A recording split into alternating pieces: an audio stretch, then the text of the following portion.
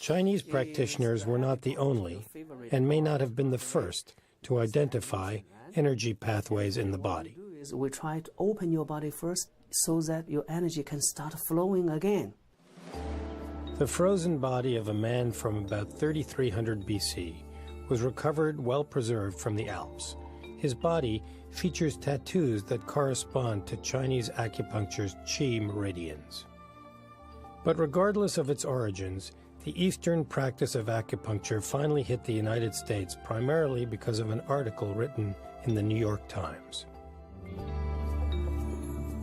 Few understand the history and its implications to Western medicine better than Dr. Richard Hammerschlag.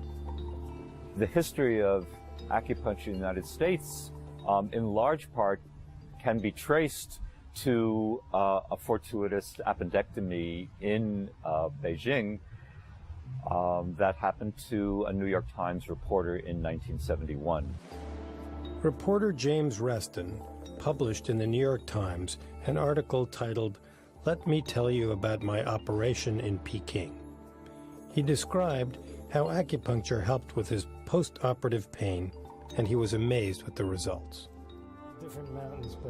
This newfound American interest prompted extensive research into acupuncture's effectiveness and an attempt to define the underlying concept of qi in Western terms. This presented numerous challenges, as the word qi runs deeply through not only Chinese medicine, but through Chinese art, literature, philosophy, pugilism, and daily life. How they ever came upon this is a matter of great speculation, but instead of discrete guts and glands and a stomach and a kidney and intestine, they see meridians of flow of energy through the body. And when that energy gets stuck or stagnant, that's when imbalances and illness occurs. According to traditional Chinese medicine, or TCM, a vital energy called qi flows through the body along channels called meridians. Think of these channels as a sprinkling system for the body, bringing qi to vital organs and extremities in much the way hoses bring water to your garden. In the TCM model of health and disease, when qi flow is blocked, the stagnating qi causes illness. Acupuncture therapy unblocks the qi flow, strengthens or weakens the qi, think opening and closing the garden spigot, and directs it to areas of need. And the whole essence and why Chinese medicine has so much to contribute essentially and eventually to an integrative medicine is because of their ability to detect imbalances and illnesses before they get to be Western signs and symptoms. So that if you can correct those imbalances early, then you're so much ahead of the game in terms of healthcare. In attempting to define and quantify qi, acupuncture research may even end up identifying a whole new system of biological information, such as the conduction of impulses through the body's connective tissue. From a Western point of view, we look at it a little bit differently of what's going on. We would say that there are acupuncture points on the body. When you put a needle into that, we start to stimulate.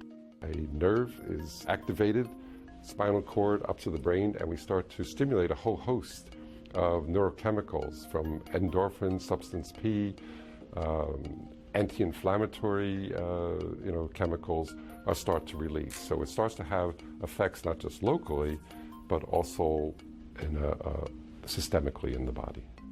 Sometimes you can heal someone with a gentle nudge, and maybe that's all they need. And I think there's a place for acupuncture in that respect.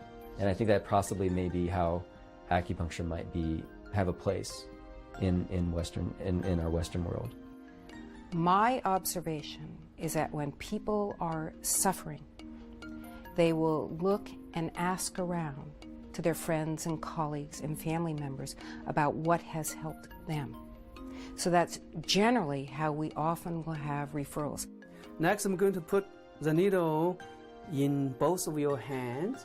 So what you don't want is the patient to say, okay, I either go to the acupuncturist here or I go to the doctor over here and never the twain should meet. You know, the whole point for our center coming together is to have it where people are working together on what's best for that patient.